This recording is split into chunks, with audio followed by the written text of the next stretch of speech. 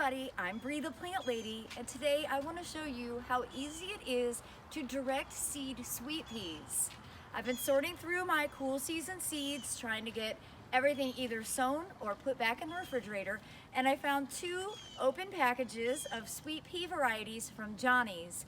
Johnny's has great varieties, including Pulsar and Elegance Formula Mix. Now here we are in Zone 7, Central North Carolina, and I actually will often start my sweet peas in the fall. And I'll show you, I have some growing on another arch, but this arch was totally covered with sweet potatoes, and I didn't get it planted in the fall. So I'm gonna get it planted now, and this will actually provide sweet pea flowers later on in the spring, compared to the fall planted ones, which will bloom much earlier. So this is a great way to do a season extension of a wonderful plant that ultimately in our climate doesn't live through the entire summer, which is why you have to grow it either fall or winter planted. Now the process is really easy.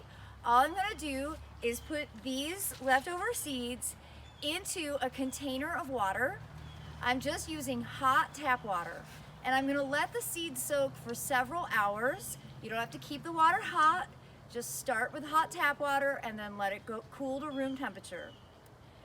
Once you've pre-soaked your seeds, that actually will basically act as a scarification, meaning it breaks down the seed coat, and that allows for more rapid germination.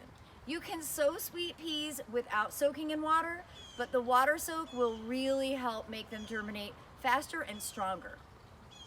Once they've been soaked, I'm just gonna thumb them into the ground right along this cattle fence panel. And ultimately this spring, they will grow up and cover this arch. It'll look really awesome. All right, now that my sweet peas have been soaking in warm tap water for a few hours, I'm just gonna pour out the excess water. I mixed those two varieties together because I actually kind of think it'll be fun to have them just sort of assorted.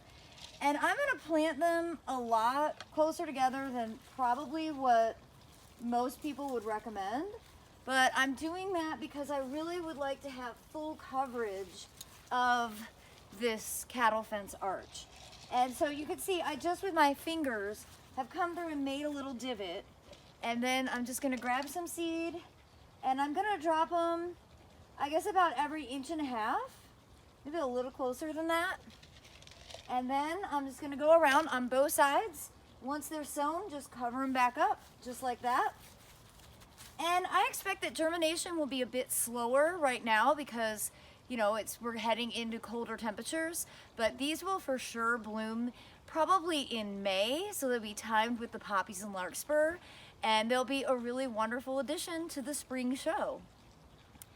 Well, if you found this video to be helpful, please give me a thumbs up and share it with your friends. And be sure to subscribe to the Bree the Plant Lady YouTube channel for regular updates during my weekly garden tours.